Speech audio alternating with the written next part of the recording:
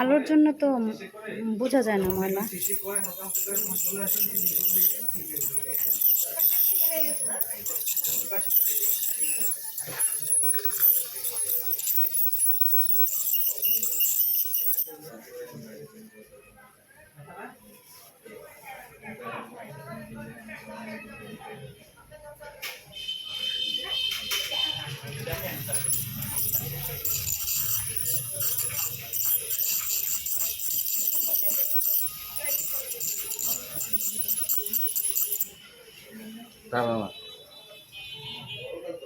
টানবো জমা হইলে টানবো।